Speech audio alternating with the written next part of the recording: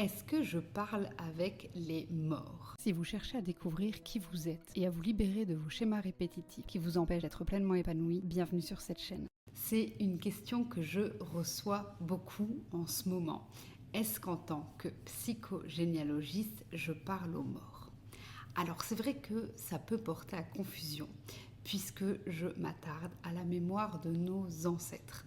Et que donc, quand on fait de la psychogénéalogie, on va aller chercher dans les faits du passé pour essayer de comprendre ce qui se passe aujourd'hui et donc d'aller chercher un message auprès de nos ancêtres. Alors, il y a deux choses par rapport à ça. La première chose, c'est que la psychogénéalogie, en tant que telle, eh bien, ce n'est pas de la médiumnité. Donc ça veut dire que la psychogénéalogie ne fait pas appel à des capacités extrasensorielles pour obtenir des réponses. En psychogénéalogie, on part vraiment de ce qu'on vit aujourd'hui et on va remonter dans notre arbre généalogique en fonction des informations qu'on a. Donc on part toujours bien du présent pour pouvoir remonter, pour essayer de comprendre en fonction des informations qu'on a. Donc ça reste quelque chose qui est très tangible. Par contre, effectivement, il y a toute une partie énergétique dans la psychogénéalogie, dans la libération de la mémoire. Même si on reste toujours bien ancré parce que le passé est passé et qu'on ne saura pas le changer, eh bien, on va aller libérer énergétiquement la mémoire avec des actes psychomagiques, avec des actes symboliques. Alors ça, c'est le pratico-pratique de la psychogénéalogie. Maintenant, ça ne veut pas dire que d'une part, on ne reçoit pas de message et que d'autre part, des psychogénéalogistes ne peuvent pas faire appel à cette partie-là. C'est un don complémentaire pour la psychogénéalogie. Alors, moi personnellement, je n'utilise pas de capacité extrasensorielle ou de médiumnité pour obtenir l'information pour la simple et bonne raison que, alors bonne raison je ne sais pas en fait, mais pour une raison qui m'appartient en tout cas, c'est que je remets toujours bien la responsabilité sur la personne. Donc ça veut dire que moi je ne suis personne pour délivrer un message. Il n'y a que la personne qui peut le recevoir. Donc au décours d'un accompagnement, au décours de la future formation, bien sûr que les personnes peuvent recevoir de messages, mais c'est elles qui vont les recevoir. Donc ça veut dire que c'est jamais moi qui vais aller délivrer un message. Donc ça, c'est la première chose. La deuxième chose, c'est que donc effectivement, on peut recevoir des messages et aujourd'hui, il y a vraiment des grandes croyances autour de la médiumnité. Alors moi, je vous renvoie toujours vers Clémence Biasino-Pied en ce qui concerne la médiumnité. C'est une personne en laquelle j'ai totalement confiance par rapport à ça et elle expliquera beaucoup mieux que moi comment ça se passe. Mais ces capacités extrasensorielles, on y a tous accès et c'est la raison pour laquelle on peut obtenir des messages. Et la médiumnité, les capacités extrasensorielles, peu importe comment vous les appelez, ça ouvre un champ des possibles qui est très différent en fonction de chacun. Ça veut dire qu'il y a des personnes qui effectivement peuvent entendre des choses. Mais ça ne veut pas dire que votre ancêtre va prendre un micro et va vous dire « Bonjour, comment vas-tu? J'ai ça à te dire ou ça et ça. » Non, ça ne se passe pas vraiment comme ça. C'est pas si clair, c'est pas audible de cette manière-là.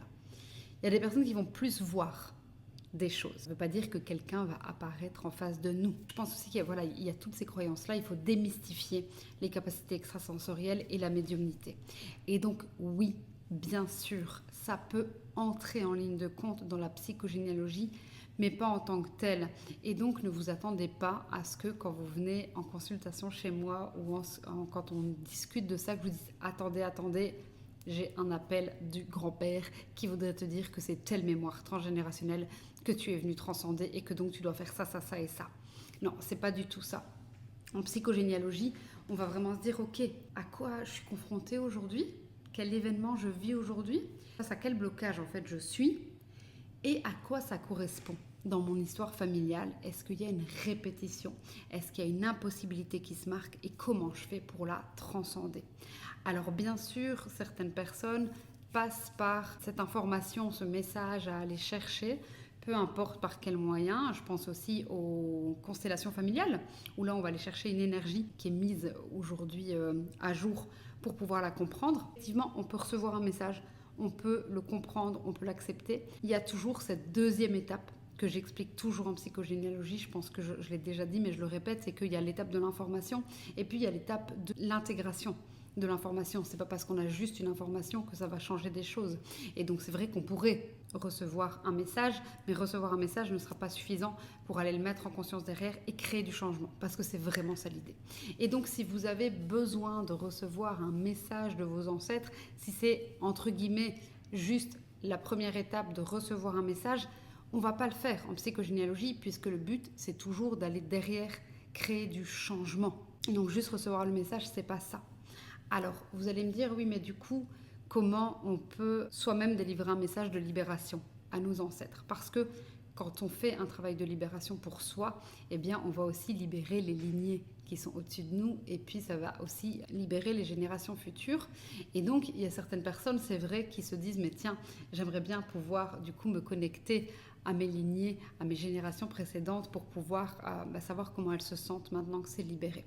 Alors à nouveau, je propose une méditation, de connexion aux ancêtres. Je vous remets à nouveau donc dans la description, vous pouvez vous inscrire gratuitement et recevoir la méditation. Et donc à travers cette méditation, vous allez pouvoir vous connecter à vos ancêtres et recevoir un message. Et donc oui, vous allez pouvoir faire cette expérience, si vous voulez, extrasensorielle de connexion. Mais pour moi, c'est toujours lié à quelque chose du présent. Donc c'est pas juste je vais téléphoner pour savoir comment ça se passe et si c'est cool et si tout va bien.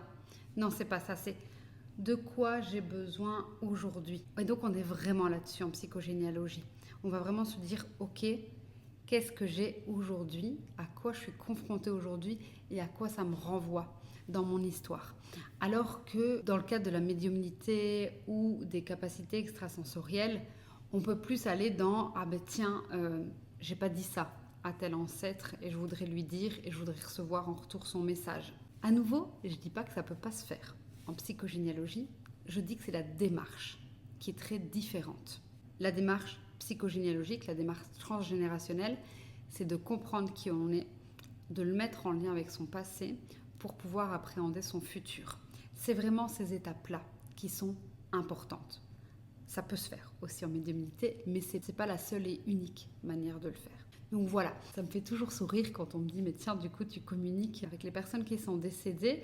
Alors je pense que j'ai une relation différente, du coup, avec les personnes qui sont décédées. Ça me fait beaucoup penser au décès de mon grand-père. Donc mon grand-père est décédé il y a 3 ans maintenant. Et bon, c'est loin d'être le premier décès que j'ai vécu dans ma famille, mais c'est la première fois que je l'ai vécu comme ça. Ça veut dire qu'aujourd'hui, avec les connaissances que j'ai acquises, que ce soit sur moi-même, sur l'univers en général, sur les âmes, eh bien, ça m'a vraiment permis du coup de dire au revoir très différemment à mon grand-père, de pouvoir aussi du coup maintenir un certain lien avec lui encore aujourd'hui et de me reconnecter d'une autre manière à toutes les personnes qui sont déjà parties avant lui, que ce soit mes autres grands-parents, mon papa, mon parrain. Et donc, je pense qu'il y a ça aussi à travers la psychogénéalogie, c'est que on va pas directement parler aux morts au sens strict et littéral du terme, mais par contre, on va avoir une autre relation à eux, on va vraiment pouvoir venir se connecter différemment à eux. Dans une de mes précédentes vidéos, je disais mais comment on peut honorer nos ancêtres? J'ai déjà fait une conférence aussi là-dessus. Et oui, on peut aller au cimetière, bien entendu. Et pour être tout à fait honnête, moi je vais très très peu en fait au cimetière. Parce que si j'ai besoin de me connecter à mes ancêtres, si j'ai besoin de leur envoyer un message, ben je le fais en fait. C'est juste ça. C'est revenir à vous, revenir à votre intuition. Et c'est ça en fait qui compte le plus. Peu importe que ce soit en psychogénéalogie, en karmique, en médiumnité, en je sais pas quoi, en magnétisme ou que sais-je, en énergétique, c'est de quoi avez-vous besoin ici et maintenant? Qui êtes-vous aujourd'hui ici et maintenant? Et comment vous pouvez, si vous en ressentez le besoin, eh bien, faire appel à vos ancêtres, tout simplement. Alors, si ça vous dit de tenter l'expérience, eh bien, je vous remets le lien, du coup, de méditation, de connexion aux ancêtres. Alors, sachez que moi, je suis quelqu'un qui suis très rationnel. Et donc, ne vous dites pas, ok, elle est partie dans un délire, elle est complètement perchée, la nana. Non, non. Je suis très terre à terre, je suis très rationnelle. D'ailleurs, c'est une des premières choses que je dis dans mes consultations à mes clients. Donc, j'explique toujours tout de A à Z. C'est hyper important pour moi d'expliquer les choses. Mais la deuxième chose qui est aussi super importante pour moi, c'est d'expérimenter. Donc voilà, si ça vous dit d'expérimenter, eh bien faites-le. Je pense que ça coûte rien et que ça peut vraiment vous apporter des choses très chouettes. Et comme ça, vous aurez la réponse vous-même à la question, eh bien, est-ce qu'on parle aux morts en psychogénéalogie? Est-ce qu'on peut communiquer avec les morts en psychogénéalogie? Voilà, j'espère que cette petite vidéo vous éclairera un peu plus sur cette question. Si vous avez d'autres questions, n'hésitez pas à me les mettre en commentaire. N'hésitez pas à me dire si vous faites la méditation, comment vous l'avez vécu, ce que vous avez ressenti. Ça m'intéresse vraiment beaucoup. Et puis, dites-moi si vous voulez d'autres astuces pour vous connecter à vos ancêtres, pour voir un peu comment on peut aller plus loin dans la démarche. Et puis, comme d'habitude, eh bien, je vous propose de vous abonner à ma chaîne pour ne pas rater les prochaines vidéos. D'ici là, eh bien, je vous souhaite de vous aimer et de vivre pleinement votre vie.